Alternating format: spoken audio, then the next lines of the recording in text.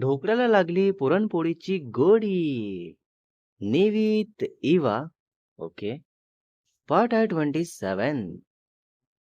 तर निवीत बोलतो, "हो, आवडेल ना. पण असं केल्यानंतर जास्तच आवडेल आणि ते का हे नाही सांगता येणार मला." तर इवा बोलते, "ठीक आहे, चालेल, नका सांगू." मस्त वाटत आहे by the way late night long drive. लाईफमध्ये फर्स्ट टाईम असं कुठल्यातरी मुलासोबत लाँग ड्राईव्हला आली, तेही एकटी. तर निवीत बोलतो, "मीही फर्स्ट टाईम कुठल्यातरी मुलीसोबत लाँग ड्राईव्हला आणि आईस्क्रीम खायला आलो, तेही मध्यरात्री." तर दोघेही हसत असतात यावर. नॉर्मली. आणि मग रात्रीचे 3 वाजता इवाला घरी सोडून निवीत जातो आपल्या घरी आणि दोघेही असंच झोपी जातात आणि मग सकाळी 8 वाजतात तरी इवा उठत नाही. तर स्नेहल म्हणजेच इवाची मम्मा जातात उठवायला तर इवा बोलते, "मम्मा प्लीज झोपू दे, खूप झोप आली आहे मला." तर स्नेहल सांगतात, "अगं हो, पण वाजले किती ते तरी बघ ना. 8 वाजून गेलेत बाळा आणि तुला ऑफिसला जायचं नाहीये का?" तर इवा 8 वाजलेलं ऐकताच उठून बसते. स्नेहल बोलतात, "बरं नाही वाटत आहे का तुला? काय झालं? काही त्रास होत आहे का?" असं कधी मला उठवायला याची वेळ आली नाही ना, म्हणून विचारताय. तर इवा सांगते, "नाही मम्मा, मी ठीक आहे. काल रात्री काम करत राहिले आणि खूप उशिरा झोपले, त्यामुळे आता झोप उघडली नसेल." तर स्नेहल बोलत, "अगं, मग सकाळी उठून करायचं होतं काम. पण असं रात्री झोपून करून बसायचं नाही. तब्येतीवर परिणाम होतो याचा, ओके?" तर इवा हो बोलते आणि तसंच फ्रेश व्हायला जाते. अच्छा. शाह रेसिडेन्स निवित आपल्या रूममध्ये झोपूनच असतो आणि मग खाली सगळे वाट बघत असतात. कॉल्स पण करतात, तरी निवितचा फोन सायलेंट असल्यामुळे कॉल्स आलेले कळत नाही. देन हेतलबेन सांगतात कबीरला, की जा बघून ये निवित अजून उठला की नाही. तर कबीर जातो आणि निवितला उठवतो. तर निवित उठताच कबीर बोलतो, "अरे भाई आशू, આવું મોડી સુધી ક્યારેથી ઊંઘવા લાગ્યો? આજે ઓફિસ નથી જવાનું શું? કેટલા વાગે છે? એ જોતો. વાજલે किती बघ तरी." असा कबीर बोलतो निवितला. तर निवीत बघतो टाइम आणि तेव्हा वाजलेले असतात 9. तर तसाच उठून बसतो आणि कबीरला बोलतो, "तू तू नीचे जा, હું ફ્રેશ થઈને આવું છું." कबीर चालला जातो आणि खाली सांगतो, "दादा झोपून होता." असं. निवेश सर्वात आधी फोन चेक करतो, मेल बघतो तर अर्जंट मीटिंग्स असतात. त्या रिशेड्यूल करता येत नाही. तर तसंच निवेद फटाफट रेडी होतो फॉर ऑफिस आणि तसंच लॅपटॉप बॅग घेऊन खाली येतो. तर हेतलबेन बघताच बोलतात, "આ શું નિવેદ, तू ऑफिस જઈ રહે છે? अरे नाश्ता तो કરીને जाने. निदान नाश्ता तरी करून जा. काय हे असंच ચાલ્લાच?" तर નિવેદ બોલતો, "સોરી મમ્મી, હમણાં મારી પાસે બિલકુલ સમય નથી, એટલે મને નીકળવું પડશે. બહારથી કંઈક માંગવા લઈશ. ચાલો, હું નીકળું છું. જય શ્રી કૃષ્ણ." હેતલબેન બોલतात, "અરે થોપ થોપ, તું બહારનું કાંઈ ન ખાઈશ. હું તને ટિફિનમાં નાસ્તો આપી દઉં, એ ખા લેજે." हां, बाहेरचं काही खात नाहीस तू, ખાવું नको. तर નિવેદ બોલતો, "ના મમ્મી પ્લીઝ મને હવા જવા દો. ઓલરેડી મને બહુ મોડું થઈ ગયું, પ્લીઝ." तर હેતલબેન બોલतात, "ઠીક છે, તું જા. હું કબીરના હાથેને ટિફિન મોકલી દઈશ. જય શ્રી કૃષ્ણ અને ધ્યાનની જજે. ગાડી ધીમી चलावजे." हां, गाडी हळू चालवायची.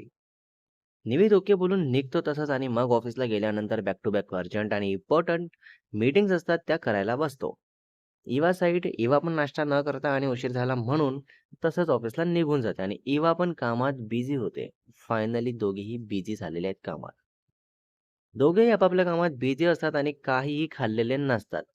तर इवाची मम्मा स्नेहल टिफिन पाठवतात इवाच्या ऑफिसला. ओके. हेतलबेन टिफिन पाठवणार असतात कबीरच्या हाताने, पण कबीर घरी नसतो तर निविदच्या पीएला कॉल करतात बिकॉज निविद मीटिंगमध्ये असतो. तर पीए सांगते त्यांना, की "मी कोणाला तरी पाठवते घरी, देन त्यांच्या थ्रू पाठवून द्या टिफिन." तर हेतलबेन ठीक आहे बोलून कॉल कट करतात. इतक्यात यशवी पोहोचते निविदच्या ऑफिसला आणि निविदच्या कॅबिनमध्ये जात असते. तर निविदची पीए सांगते, की "मॅम, सर मीटिंगमध्ये आहेत. प्लीज तुम्ही वेट करा इथे." तर यशवी बोलते, "मी आणि इथे वेट करू? Are you serious? कोण आहेस तू? तू मला ओळखत नाहीस का? निविदची होणारी बायको आहे मी. कळलं का?" व्हॉट? बापरे! निविदची पीए बोलते, "सॉरी मॅम, पण सरांनी असं काही सांगितलं नव्हतं. So sorry. तुम्हाला इथेच वेट करावं लागेल आणि असं काही असतं तर सर बोलले असते आधीच." तर यशवीला पुन्हा राग येतो आणि तसंच बोलते, की "व्हॉट डू यू मीन? म्हणजे हे तुला बोलायचंय की मी खोटं बोलते? तू थांब. बघतेच तुला इथे कशी नोकरी करते तर. खूप मोठी चूक केली तू यशवी मेहताला असं बोलून. यासाठी तुला कायम लक्षात राहील अशी अद्दल घडवते की नाही बघच तू." Oh my God! यशवी काय? हे सर्व सुरूच असतं आणि गार्ड येतात आणि पीएला विचारतात, "मॅम सर्व ठीक आहे ना?" तर यशवीला वाटतं तिला बाहेर काढण्यासाठी गार्डला बोलवलंय, तर ती डायरेक्ट आपल्या पप्पाला कॉल करते आणि तसंच सांगते जे काही घडलं. तर ते बोलतात, "थांब बेटा, आलोच मी तिथे." आणि मीटिंग पूर्ण होईपर्यंत ते येऊन पोहोचतात आणि इतक्यात इवा पण पोहोचते. आणि सर्वांना असं बघून निवेदच्या पीएला विचारते, की "काय झालं?"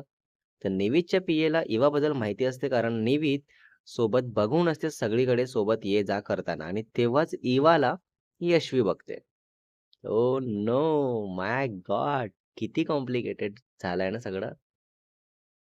इवाला बघताच यशवीला आठवतं, की काल निवेदसोबत हीच होती. तर यशवी खूप रागात बघत असते इवाला आणि इवा पूर्ण कन्फ्युज्ड असते, की ही मुलगी मला का अशी बघत आहे? मिस्टर मेहता खूप जोरात ओरडतात निवेदच्या पीएवर, "तू अशी कशी वागली माझ्या मुलीसोबत?"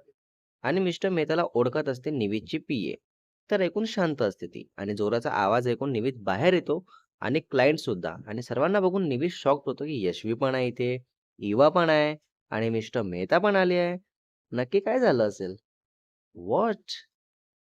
काय होईल आता पुढे? निवित विचारतो आपल्या पीएला, तर ते सगळं सांगते. तर निवित बोलतो मिस्टर मेहताला, "प्लीज कॅबिनमध्ये बसा तुम्ही आणि यशवी तुम्ही सुद्धा आणि मिस अधिकारी तुम्ही पण प्लीज." तर तिघेही जातात निवितच्या कॅबिनमध्ये बसतात आणि त्यांना काय हवं नको ते निवितचा स्टाफ बघत असतो. आणि निवित बाहेर क्लायंट आणि पीए सोबत बोलत असतो. आणि यशवी आणि मिस्टर मेहताला अजूनही माहिती नसते, की इवा अधिकारी ही तीच आहे जी त्यांच्या मेहता ग्रुपचा प्रोजेक्ट रिजेक्ट करून आहे. 15-20 मिनिटांनी निवित येतो आपल्या कॅबिनमध्ये आणि तसं सर्वांना सॉरी बोलतो, इतकं वेट केलं म्हणून. Sorry, sorry, sorry. Sorry, sorry, sorry. आणि मग यशवी सांगायला लागते, की "નિવિત, આ શું હતું? તારી પીએ મને અંદર આવવા જ નહોતું દેતી અને મને ઓળખતી નહોતો શું? અને હું તારા સ્ટાફને મારા વિશે કહ્યું નથી શું?" तर નિવિત વિચારતો, "એ તને બરાબર શું બોલી? એના એક્ઝેક્ટ વર્ડ શું હતા?" हे सगळं गुजरातीमध्ये बोलणं सुरू असतं, तर एवाला थोडं-थोडं समजत असते. सो फक्त ऐकून शांतच बसलेली असते. બાપરે! યશવી सांगते, "તારી પીએ એ કહ્યું બાકીના લોકો જેમ વેઇટ કરી રહ્યો છે, તેમ તમે પણ અહીં બસોને વેઇટ કરો. સર મીટિંગમાં છે એટલે અંદર જઈ નથી શકતા." निवित लगेच पीएला आत बोलावतो आणि विचारतो, की "तुम्ही यशवीला काय बोलले?"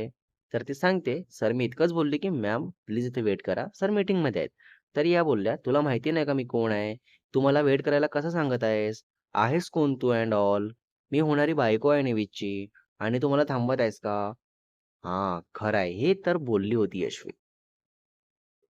निमित बोलतो, "आज बोली હતી ને તું? આ શબ્દ હતો ને તારા?" तर यशवी बोलते, "ના, ના, મેં એવું કાંઈ કહ્યું જ નથી. એ બાયકોવાલી જે વાત કરી રહ્યો છે, એ ખોટું છે." अरे बापरे! यशवी तर एकदम टर्न घेतली इथून. तर નિવિત બોલતો, "यशवी, એ અહીં આજે કામ પર નથી. એને અહીં 6 વર્ષ થઈ ગયા છે અને આ 6 વર્ષમાં એને એક વાર પણ મારો વિશ્વાસ તોડ્યો નથી. એટલે જ આજે એ મારી પર્સનલ આસિસ્ટન્ટ છે. તો એ ખોટું બોલું છે એવું ન બોલ. અને તને શું જરૂર હતી બાयको જેવા शब्द वापरून बोलવાની? तुला काय गरज पडली बायकोचा शब्द वापरायची? बायको नाहीयेस तू माझी अजून." ओ बापरे! काय होईल पुढे? Next part is coming soon guys. काही खरं नाही दिसतंय ना? पार्ट 28 मध्ये बघणार आहे आपण आता यावर यशवी काय उत्तर देते निवितला आणि हा प्रॉब्लेम कोणत्या पद्धतीने सॉल्व्ह होतो आणि इवासोबत कशावरून काय-काय बोलणं होईल आणि इवाला काय क्लिअर होईल या सगळ्यातून आणि स्टोरीमध्ये पुन्हा पुढे काय बघायला मिळेल तेही बघू. रायटर अँड एडिटर शुभ वासेकर. आय हाय!